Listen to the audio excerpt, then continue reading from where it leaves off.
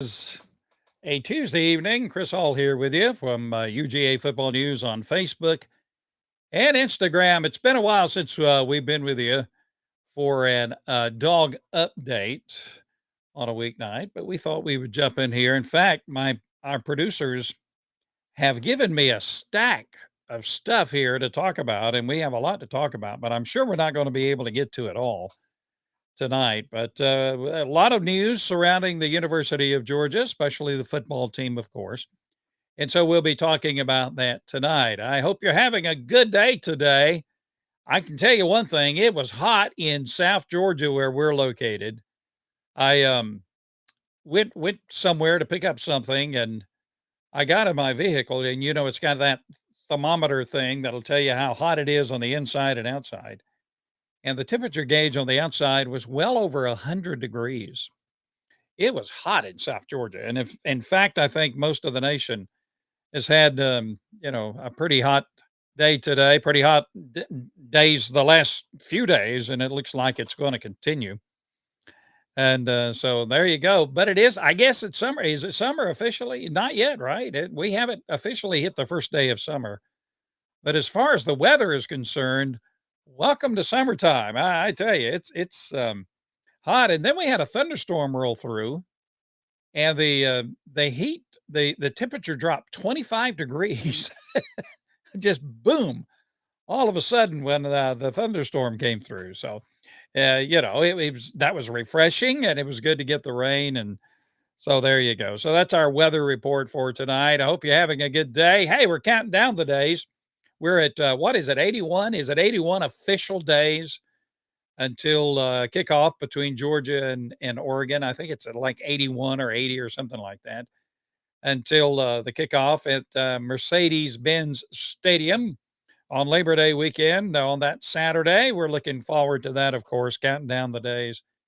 Can't wait to get the 2022 season underway and see Georgia repeat for a national championship. Why not? Yes, sir. Why not? And I think Georgia has the team.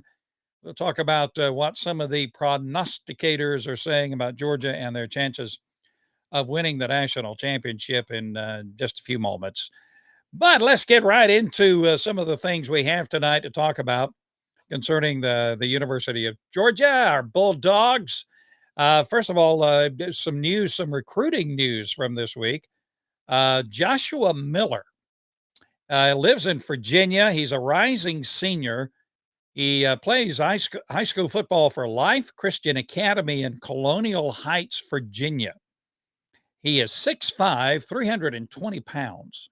He's an interior offensive lineman. Yes, you heard right. 6'5", 320 pounds. He was a commit to Penn State University, to the Nittany Lions. But this week he flipped over to the University of Georgia, and he now says, hey, I'm a Bulldog, and he's coming to the University of Georgia. Good deal. Joshua Miller, he's a rising senior. He's now a commitment for Georgia. He's in the 2023 class. And I saw this on TikTok. I'm not much of a TikTok kind of guy, but I saw this on TikTok where they had this dude dunking a basketball. And you're talking about being able to move and jump and those feet being able to do, what you want an interior offensive lineman, his feet to do. It was quite impressive. So Joshua Miller, 6'5", 320 pound. He's the number 11 recruit in Virginia, the number 43 interior offensive lineman in the country. Now he's a 3-star, but the prospect is that that's going to be bumped up pretty high. He's an underrated recruit, according to some of the recruiting services, and so it should be that will be bumped up pretty good.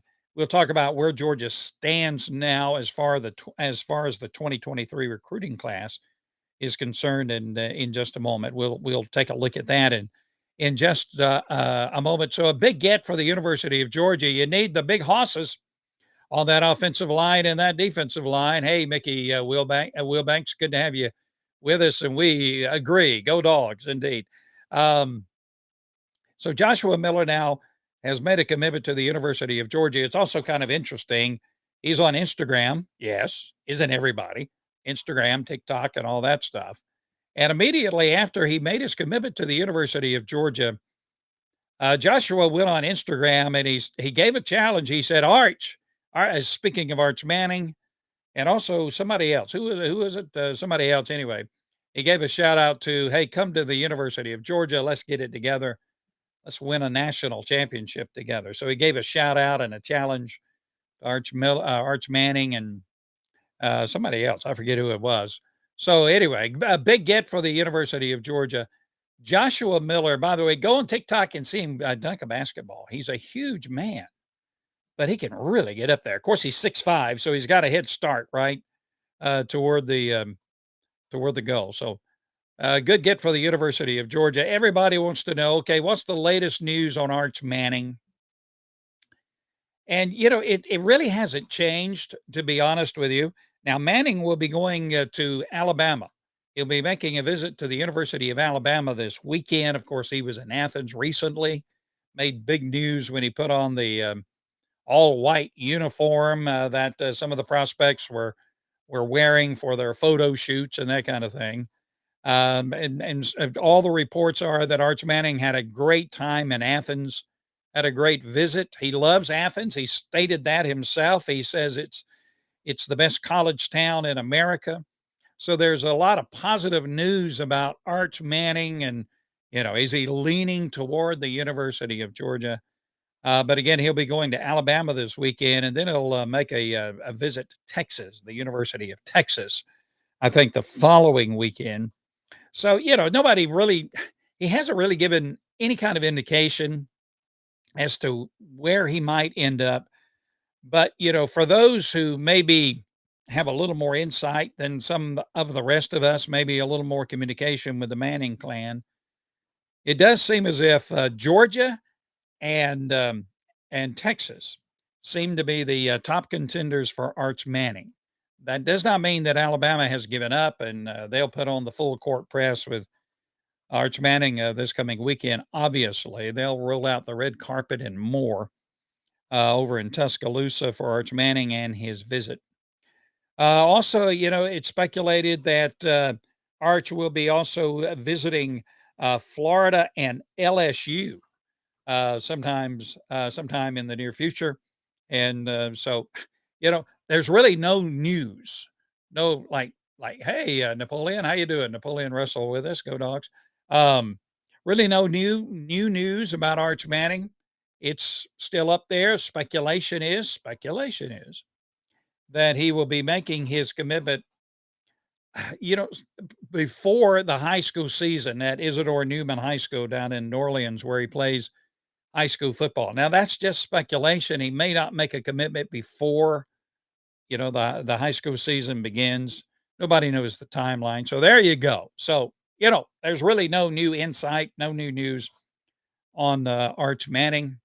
And we'll see. But it's apparent that the University of Georgia has gone all in to get Arch Manning to make a commitment to the University of Georgia. They're putting on the show to try to get Arch Manning to come. That would be a great thing. I saw where his NIL value. I don't know how they calculate NIL, name, image, likeness value. How much money a kid can make on signing autographs or using his image to endorse something, or likeness or something like that. But his NIL value is around $3.1 million, according to those who know. So, he'll come to the University of Georgia. He'll attend classes, hopefully, so he can stay on the football team, and then he'll reap the benefits of the new NIL situation in college football, and take home a little tidy sum of $3.1 million or more. It could be even more than that. So there you go. Let's see. Phil Steele. He's a very respected college football writer. Phil Steele. And this time, it's that time of the year when he will, look forward to the coming season, and he will give out some of his predictions, for who's going to win the national championship, who's going to be in the top 10, who's going to make the playoffs, who's going to be all Americans. And he'll, make predictions about each team. He'll look at each team. Very good resource, very respected. Well, he has Phil Steele's college football preview is coming out sometime soon, very soon. I think this weekend, maybe. But we have the release of Phil Steele's college football previews preseason top 40, and so he's ranked the top 40 teams in his estimation for the coming college football season. And Phil Steele has Alabama at number 1, Ohio State at number 2, Georgia at number 3. Now that's pretty consistent with most other like publications, Athlon Sports, and most other publications. That's pretty consistent. Alabama number 1, Ohio State number 2, and Georgia number 3. And then Phil Steele has Clemson at 4, Michigan 5, Utah at 6, Notre Dame at 7, Oklahoma number 8, Texas A&M number 9, and Oregon number 10. So that is Phil Steele's top 10.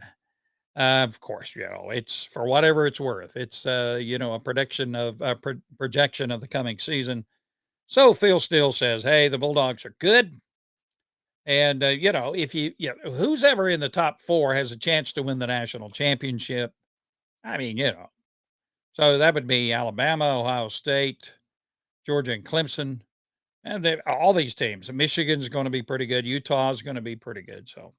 Anyway, that's what Phil Steele is saying. 247 Sports, great resource for college football information, has named the top 25 most important people in the 2022 college football playoff race. The top 25 most important players are people. It's not just players, but it also can be coaches in the 2022 college football playoff race. See, this is the kind of thing you do in the off season when there's no games to talk about. You talk about things like, hey, let's make a list of the 25 most important people for the college football playoff race. And you sit down and you do that, and then you write a story, and you've filled up some space. But 247 Sports, it's a very good resource for college football information, obviously.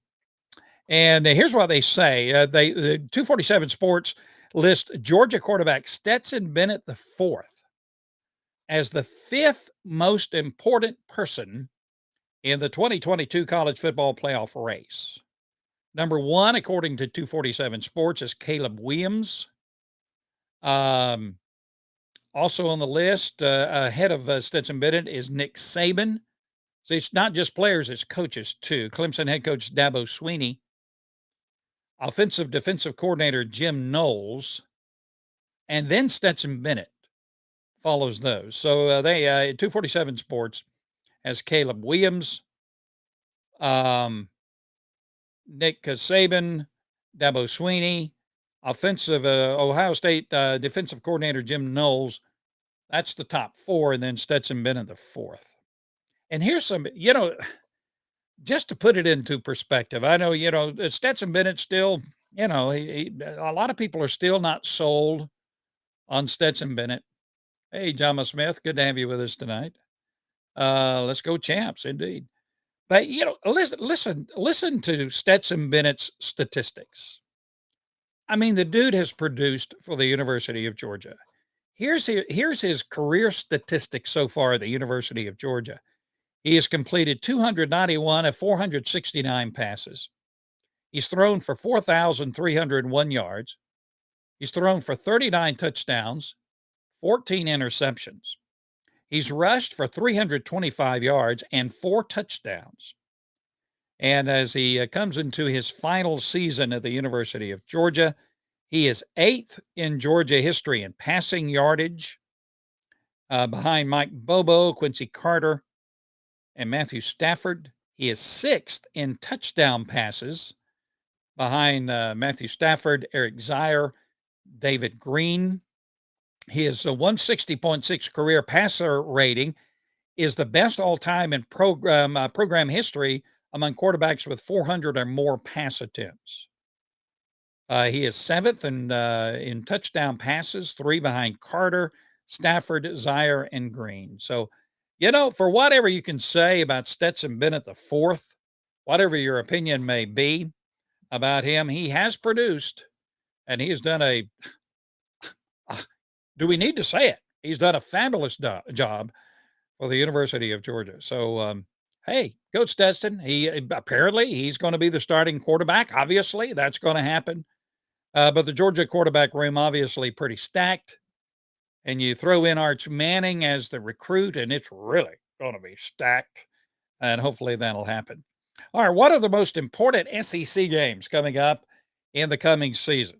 Okay, well, yeah, we've got a list of games that we think are going to be very important in the upcoming 2022 football season. And, some of them, Ole Miss at Arkansas. Now, that's going to be a very entertaining game. It will be in Fayetteville, November 19th. That'll be a pretty good game. Ole Miss, a dark horse to maybe win the SEC West if Alabama stumbles, Texas A&M stumbles or something. Arkansas coming off a pretty good season. That'll be a good game. Ole Miss at Arkansas. Auburn at Alabama. What more can you say? The Iron Bowl. What more can you say? That's November 26th. Alabama at LSU, November 5th. Alabama will be traveling down to Baton Rouge. Auburn at Georgia, October the 8th. Now, that's going to be a very significant game, obviously, on the SEC schedule. Auburn at Georgia. Auburn looking to regain some of its status as an elite team in the SEC. Fortunately, Auburn has to travel to Georgia between the hedges. So, that'll be a good game. Some of these games are obvious. Florida at Georgia, October 29th. Some of the players in Florida already talking some smack against Georgia. Don't really know how smart that is at the moment, but, some Georgia players cannot contain themselves. Billy Napier, the new head coach at Florida, a lot of momentum down in Gainesville. They feel pretty good about their ball club. So that'll be a good game, obviously. And usually the winner of that game wins the SEC East. And that's the way it's been for the past several years. Another significant game, Alabama at Arkansas on October the 1st. Alabama at Arkansas in Fayetteville. That's, Arkansas had a great season last year, 9-4. Beat Penn State in the Outback Bowl. And remember last year, Arkansas almost pulled the upset against Alabama in Tuscaloosa. You could rightfully say Alabama escaped with a victory over Arkansas last year. That game was in Tuscaloosa. So Alabama at Arkansas, that'll be October 1st. Kentucky at Ole Miss. That'll be an interesting game. Any game with Ole Miss and Kiffin in it is going to be very interesting. Lane Kiffin, that's going to be an interesting game. So you got Kentucky at Ole Miss, Alabama at Tennessee. Tennessee, expectations are high for this season at Tennessee up in Knoxville. So Alabama will travel to Tennessee October 15th. Georgia at Kentucky, November 19th. We're talking about significant games in the SEC next year. Georgia at Kentucky. Georgia leads the all-time series, by the way, 61-12. 61 wins, 12 losses. And Georgia has currently won 12 games in a row against Kentucky. But on November 19th, Georgia will travel to Lexington to take on the Wildcats. So that'll be a significant game. Arkansas at Texas A&M. Again, that'll be, this is September 24th. It's an early season game, part of the early season games for Arkansas and Texas A&M. That'll be a significant game. Tennessee at UGA, November the 5th.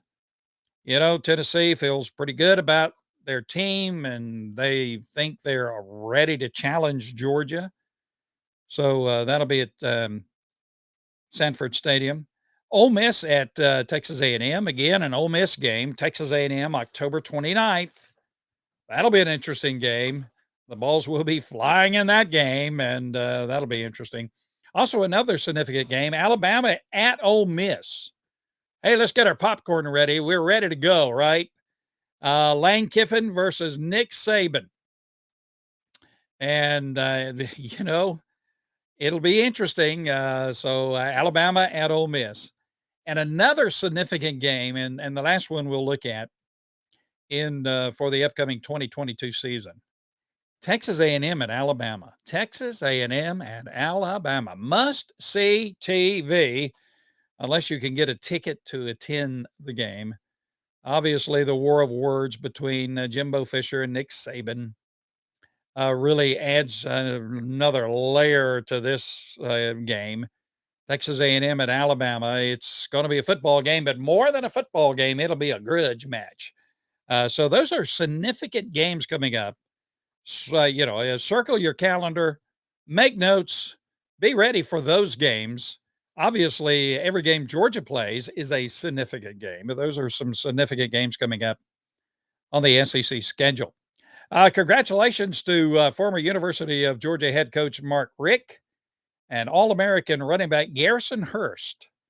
Coach Richt and Garrison Hurst have been named to the College Football Hall of Fame 2023 ballot. Richt compiled a UGA record of 145 wins, 51 losses. From 2001 to 2015, he was 85-40 in the SEC. He won 2 SEC championships, went to 5 SEC championship games, 15 consecutive bowl games, 8 top 10 final poll finishes, 42-2 record against non-conference opponents in Sanford Stadium, named the SEC Coach of the Year in 2002 and 2005. Garrison Hurst averaged 6.8 yards per carry, shattering Bo Jackson's SEC single record season average of 6.4 yards per carry. Hurst also broke 3 of Herschel Walker's SEC records as well. He's from Lincolnton, Georgia. He played he was the 1992 Doak Walker Award winner as the most outstanding running back in the country. And so congratulations to Mark Richt and Garrison Hurst. Also on the College Football Hall of Fame ballot, Tim Tebow, Reggie Bush, Tony Gonzalez. All of those players are on the ballot. There are 80 players on the College Football Hall of Fame ballot, 9 coaches as well. Also nominated Marvin Harrison, Ray Lewis, Alex Smith, Marshawn Lynch, and Larry Coker, Larry Coker, who coached mainly at Miami and a couple of other places as well. So there you go. Coach Richt should be elected to that, in my humble opinion. Of course, we have a good friend, Champ Bailey, who will be inducted this year into the College Football Hall of Fame. He's already in the Pro Football Hall of Fame. He's already in Canton, Ohio, and a Pro Football Hall of Famer. And now he will be inducted into the College Football Hall of Fame. I think the induction ceremony is sometime in December, something like that. So go Coach Richt and Garrison Hurst. Well deserved those nominations, and we hope that they get elected. So what is the SEC going to do when Oklahoma and Texas join the conference in 2025? But there is a report today that Oklahoma and Texas may come into the conference as early as 2023. There's a lot of realignment going on. The Big 12 or something like that has added a bunch of several teams, including BYU and Houston and a couple of other teams. So the speculation is right now, Oklahoma and Texas are set to join the conference in 2025. It could come earlier. And so, there was the SEC meetings down in Destin, Florida a couple of weeks ago, and it was projected or speculated that a decision would be made on how you're going to schedule the SEC schedule with Oklahoma and Texas coming into the conference. But no decision was made. but there's going to be two choices apparently. The SEC may go to a 9-game schedule. Now, what that means is that every SEC team will play 9 other SEC teams when Oklahoma and Texas come into the conference. And so what that means, you'll have 9 games, and every SEC team will have 3 permanent opponents in the conference that they will play every year. For instance, Georgia will permanently play what? Auburn, that would be one of them. And, and what we're talking about, there'll be 3 teams that the SEC, each SEC team will play every year. Then it will rotate with, 6 other teams that will be on a rotation basis. So eventually, one SEC team will play all the other SEC teams, within a few years. Or it could go, the model could go to 8 games with 1 permanent opponent, So you'd have just 1 permanent opponent per team. And supposedly for Georgia, that would be Auburn. And then there would be a rotation and the divisions would disappear. There would be no SEC East and there'd be no SEC West. There'd just be the SEC. And then they'd have a formula, for whoever wins the conference wins the conference. And then you have a formula for who they're going to play in the conference championship game. You'd still have a conference championship game, mainly because of money. It generates a tremendous amount of money. So anyway, we're going to keep an eye on that. Decision will be announced, maybe sometime soon. Hey, Charles Thomas, go Dogs. Absolutely. Let me run down quickly the 2022 football schedule for Georgia, just to give you a reminder. September 3rd, Oregon, 3:30 p.m. on ABC. September 10th, Samford in Sanford Stadium. First home game for Georgia at 4 p.m. September 17th, South Carolina, 12 noon start. That'll be in South Carolina, in Columbia. September 24th, Kent State comes to Georgia. That'll be a 12 p.m. start. And that'll be one of those weird games where it's only on the internet. Or as a good friend of mine says, only on the internet. It'll only be online. It won't be on a broadcast station. And so all of the mamas and the daddies and the grandpas and the grandmas will be calling their children and grandchildren saying, why can't I find the University of Georgia? And they'll have, the kids will have to help them to find it online. Let's see. October 1st, you got at Missouri, and no time announced for any of these. October 8th, Auburn. October 15th, Vanderbilt. The Missouri game is the away game. Auburn and Vanderbilt will be at Georgia. Then September 29th, that's against Florida. That will be a 3:30 p.m. game, obviously on CBS. Let's see, November 5th, Tennessee. November 12th at Mississippi State. And, if Georgia is undefeated by that time and they go to Starkville on November the 12th, that's going to be an interesting game in Starkville, Mississippi, with those crazy cowbells. Boy, that'll be a slobber knocker, as we used to say. And then November 19th, Georgia will go to Kentucky. Then on September 26th, the annual game against the Georgia Tech Yellow Jackets, and that'll be a home game as well. So that's your 2022 schedule. I'm ready. Are you ready? I'm ready. Let's go get them. Let's see. Okay, so recruiting is always on our mind, especially this time of the year. A lot of recruits coming in and out of the University of Georgia. Where do we stand now? Where does Georgia stand now as far as rankings are concerned for the 2023 recruiting class? Well, according to 247sports.com, here's their rankings for 2023. Now, this is very early. It's going to change as, players come in and they make their commitments, and it's going to change. Notre Dame so far has the number 1 class in the 2023 rankings. Texas Tech, number 2. Cincinnati, number 3. Now, how do they determine that? They go by the 4-star, 5-star, 9-star, whatever it is. And they have a different formula. Northwestern, the number 4 ranked recruiting class for 2023. Penn State, number 5. Ohio State, number 6. Arkansas, 7. Clemson, number 8. Georgia, number 9. So right now, you have Georgia at number 9 in the overall rankings for the 2023 recruiting class. Now, obviously, that's going to change. And as players make a commitment, you don't see Alabama. Alabama's down on the list. Number 10 is Louisville. And so, that's going to change. But Georgia's going to climb up there, and you'll see Alabama up there and Texas A&M and whatever, whatever. My wife and I, we love America's Got Talent. There's a lot of, can I be a TV critic for a moment? There's a lot of junk on television these days, and that's my humble opinion. There's a lot of stuff we don't want to watch on television these days, but we love to watch America's Got Talent. It's just a fun show, you know, and I love it when, these people who obviously have no talent and they know they have no talent, but they get their moment of fame, their 2 minutes of fame when they come on the stage and they do something crazy and whatever, or it's a fun show. But tonight, as we tape this program today, or as we are on live today, and we are live, by the way, there I am, I'm live.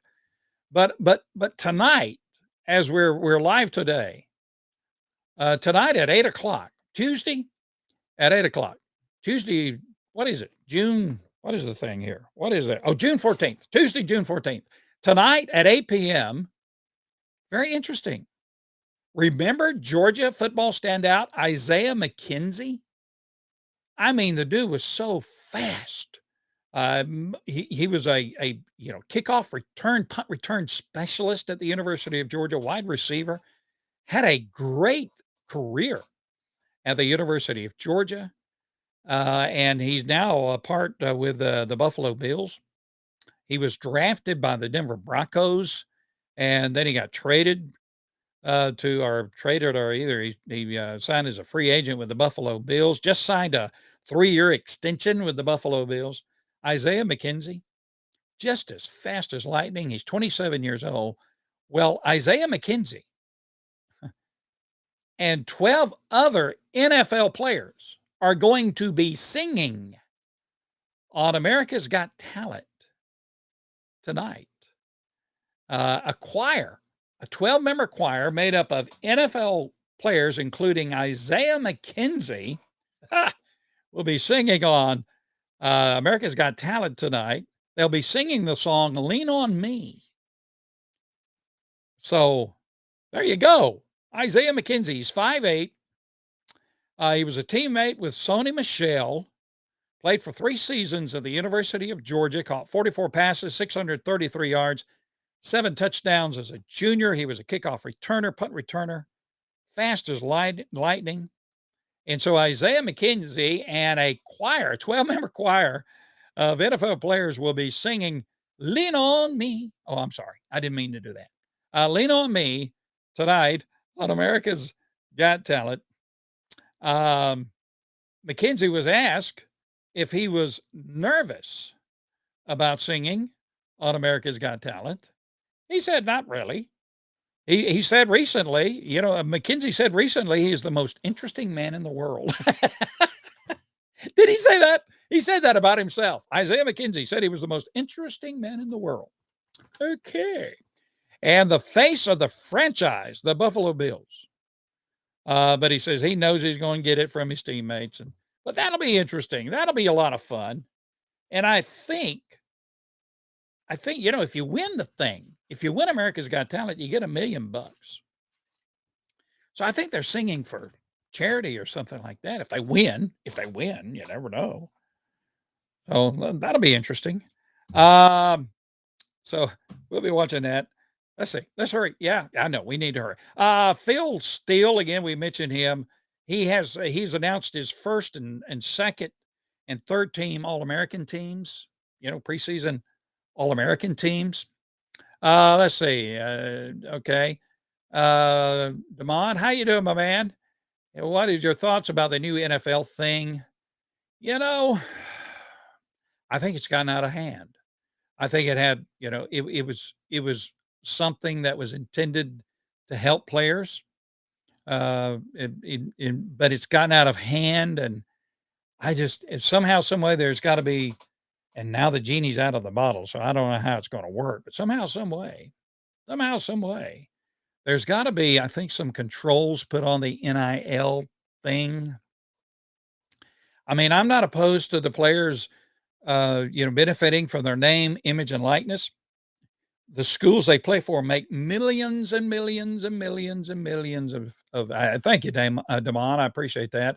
My favorite waiter, one of these days, I'm gonna make it to where he is and let him wait on me. He's a good guy. But, I don't the NIL thing, boy, I hope somehow, some way it's gotta get under control or whatever. There's so many opinions about it. I just don't know how you're gonna do it. I don't know how it's gonna be done. Um, we'll see. I'm at a loss for words. I have no idea how it's gonna be controlled. It's good in some ways, bad in some ways. I sound like a politician. Well, it could be good and it could be bad. Maybe I'll run for something. Let's see. Anyway, Phil Steele have released his preseason All-American teams, first team, second team, third team.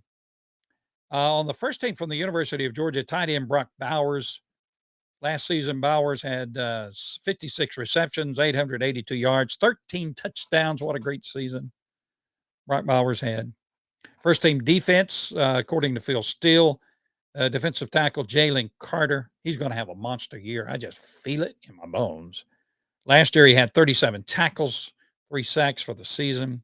Second team defense, defensive back Kaylee Ringo had 34 tackles, 1 sack, 2 interceptions, returned one of those interceptions for a touchdown. Also, second team defense, according to Phil Steele, defensive back Christopher Smith. Christopher he had a great season last year. Chris Smith did. And he was injured, right? He was injured for some of it, but came back and had a great season. 34 tackles, 3 interceptions, 1 touchdown. Third team offense, according to Phil Steele, offensive guard Warren Erickson. Well, there you go. That's according to Phil Steele. Okay. According to something called Winspedia. Is that right? Excuse me, I got to scratch my nose. Winspedia. Um, the most successful college programs in history. Okay. And they have a formula: winning percentage, national championships, conference championships, bowl games, total wins, bowl record, All Americans, Heisman Trophy winners, NFL draft picks, first round draft picks. I'm sorry, some kind of bug is trying to get me. So, what are the top 10? What are the top 10 college football programs? All right, Andrew Foster, what are your thoughts on the UGA tight end squad being named the number 1 stack position in college football? Um, Absolutely. I mean, Darnell Washington, Brock Bowers, Oscar Delp. I mean, that tight end, that is absolutely the best tight end squad in the country. They're athletic, they're big, they're fast, they can catch, they can block. That tight end room is stacked for the University of Georgia. And Todd Monken, the offensive coordinator for the University of Georgia, eh, you know, I think you're going to see even more. He deployed tight ends last season. I think you're going to see that even in a greater way on in the coming season. So I think I think overall the Georgia offense is going to be better than it was last year. Now there's a concern about running backs and inexperience in the running back room, but I can tell you there's talent there. There is deep talent there. Kendall Milton and all of those guys, and you got some new guys coming in. Um, I think Georgia offensively, I think is going to be better than they were last year, much better. I think it's going to be much better. And I think to some extent, Georgia's offense is going to have to be better because you can't expect the Georgia defense to be what it was last year. Now, the Georgia defense is going to be very good. It'll be one of the top 2, 3, 4 defenses in the country. But you can't expect, that Georgia defense for this year to replicate what the Georgia defense did last year. I mean, all of those guys going to the NFL, the first round draft picks and all of that. So I think the Georgia's going to be good. I'm just telling you, Georgia's going to be good. Now I don't know how Ohio State stacks up, and what that program looks like because I'm not a Big Ten kind of guy. I guess they're pretty. I know they're going to be good, and Alabama obviously is going to be good, but Georgia's going to be very good. Now, Georgia is going to be very good. They take care of Oregon. Georgia's a 17-point favorite over Oregon. So Georgia's going to be very good. And most prognosticators have Georgia going undefeated in the regular season. So, there you go. So anyway, all right, here's the top 10 best college football programs of all time. And, they use all this criteria to say who's the best. Georgia, number 10. LSU, then Nebraska, Michigan. Michigan's won 11 national championships. Hadn't won one lately, but Michigan, Texas, Notre Dame, number 5. We're counting down to number 1. Ohio State, number 4. Oklahoma, number 3. USC, number 2. Now, USC hadn't been there, in the past few years, but this is overall, what the best college football programs of all time. USC, number 2. Number 1, Alabama. I wouldn't quibble with that. I'd say that's about right. I mean, how can you argue with that? So Georgia's number 10. We'll hopefully see Georgia climb up that ladder. Now, listen, you gave me this. You want me to talk about this? Okay. We have a good friend, and he says, "Look, you need to talk to the guys. You need to talk to the guys." So I said, "Okay, we'll talk. What are we going to talk to the guys about? About this wedding thing, about guys getting married." Well, I said, "Well, I'm for that. Me and my dear bride, I have a beautiful wife, caring, loving, kind, gracious, put up with me. We'll be celebrating very soon a very significant wedding anniversary, happily married. I'm all for guys getting married to the right lady and the right lady getting married to the right guy, right? So, he says, but you need to talk to the guys so they can talk to their fiancés. I said, well, what am I going to do? I'm a football guy. What am I going to talk about? And they said, well, you need to help them to understand how important it is that you don't schedule a wedding on a Saturday in September, October, November, or December. You just don't do that. Most weddings happen on a Saturday, some on a Sunday, I guess. Most happen on a Saturday. People are off work generally.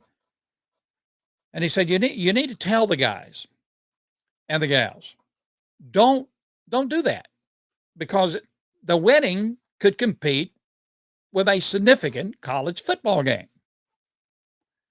And so I'm going to do my due diligence. Hey, guys and gals, if you're planning on getting married, don't schedule. If you want guys to attend, by the way, if you want guys to come to your wedding, just feed them. Most guys, most guys don't get up in the morning and say, "Hey, I get to go to a wedding today." It's okay. So if you want guys to come to your wedding, just feed them. Just give them something to eat, and they'll tolerate it. They'll go and they'll enjoy it. Weddings are, mostly for the ladies, and they enjoy it, and they love the sights and the sounds and the beautiful dresses and all that. And guys tolerate it. That's just the way it is. So, but also too, be careful about when you schedule the wedding. Don't do it in September, October, November, or December. If you slip up somehow and you do schedule a wedding on a Saturday during those months, on the day that there's a significant game that needs to be watched, be sure at the reception you have a big screen TV that's showing the game. Is that what I'm supposed? Yeah, I know. Listen, January, February, March, April, May, June, July, August, any Saturday during those months, you're good. You're good. Saturdays, September, October, November, and December, just use your discretion. And I would advise you don't do it. Don't do it. Okay, I'm going to get out of here before I get in any more trouble. Hey, it's good to have you with us. UGA Football News on Facebook and Instagram. By the way, if you're a Facebook fan of UGA Football News and you have not checked us out on Instagram, I encourage you to do that. UGA Football News on Instagram. We have over 22 followers, 1,000 followers or something like that. Big following on our Instagram page as well as our Facebook page. And we're looking forward to the kickoff coming up for the new football season. Thank you for joining us tonight. It's been a lot of fun. It's good to be with you. And we'll close out by always saying,